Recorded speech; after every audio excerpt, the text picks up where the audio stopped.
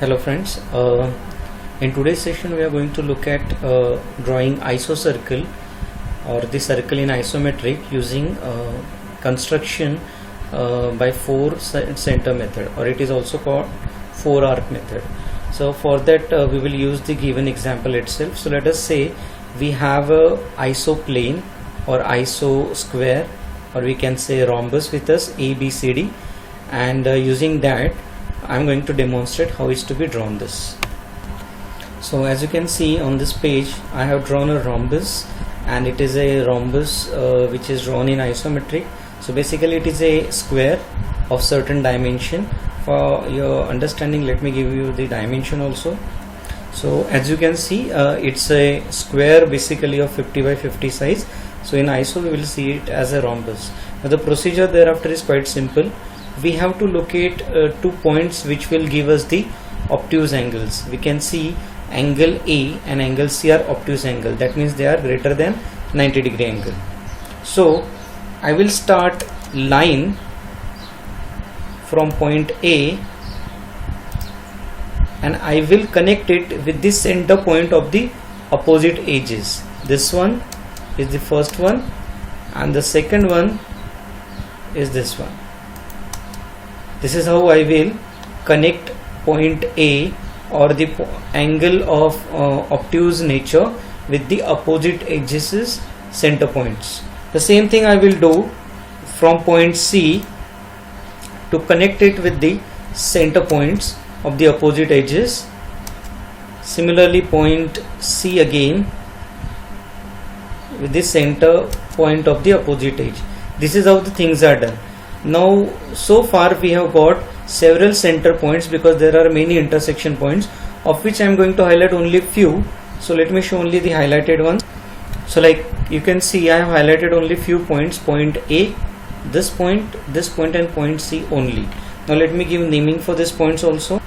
So as you can see, I have marked these points P and Q. Like you can see in the given problem also, we are referring to only those points. P, Q, A and C are the prominent points which are highlighted. So thereafter we have to use a circle arc to connect the these points. See the way I am doing this. Now I will use the rounder, and I'll take radius from point A,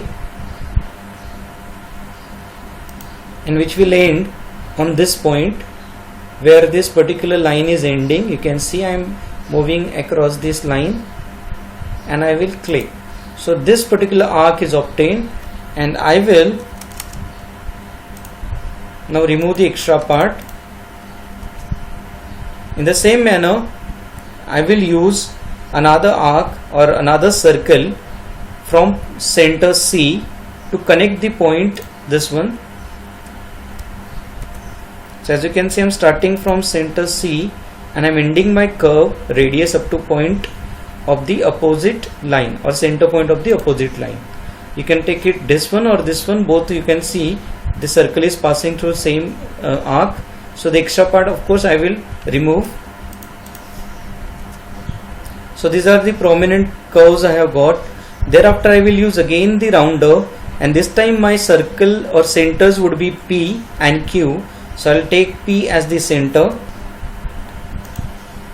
and I will take radius equal to this opposite end point, and I will draw a circular arc, of which I am going to retain only this part. Remaining part I will remove. So you can see only this part I have retained. Now the same procedure I will adopt from point Q. Starting from point Q as the center point, I will draw a circle to take radius up to this point or this point. Both way it will be same. I will simply draw the circular arc. This extra arc, of course, I will delete. Like you can say, a fine arc is obtained, and this is the isocircle or the desired isocircle we have got. Now we can make it thick so as to see properly. So that is how the isocircle is obtained using four arc method, of which these arcs which we have drawn are merely the construction lines, so they should not be drawn very thick. We can keep them thin like this. Now let me try another circle in front of you so that the idea will be more clear. In the same manner, we have obtained one more square, which is a rhombus, look-alike of a rhombus in iso. So here also we have got two obtuse angles, respectively A and C. We can see these angles are greater than 90 degree, and that's why they are called obtuse. However, these remaining two angles are acute, so because they are smaller than 90. So here also we will draw the center lines.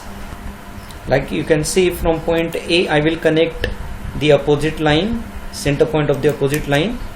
Again from point A I'll connect the center of the opposite line. The same thing I'll proceed from point C to the opposite midpoint. Here also point C to opposite midpoint. So that is how the construction is done. Now I will highlight point P and Q. So that is how I have obtained the points. Now I'll start with point A. I'll keep the pointer of the rounder at point A. I'll take a radius equal to either this point or this point, and I'll complete the circle. So this much part of the circle I have to retain, so I will remove the extra part. You can see I have retained only small part. Now same thing, I'll proceed from center C.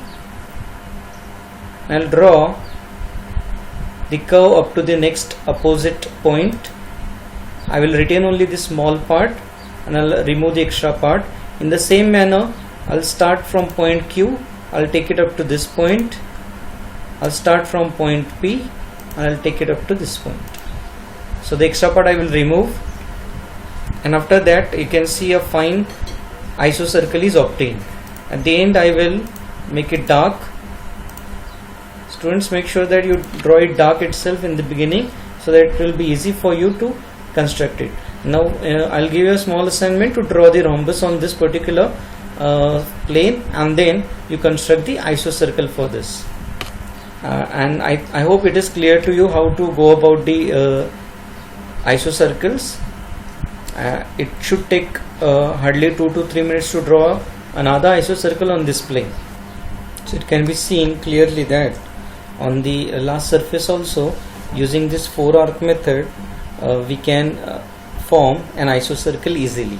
So I hope this method is clear to you, and for that one thing you have to keep in mind, that your shape of the rhombus should be actually a square.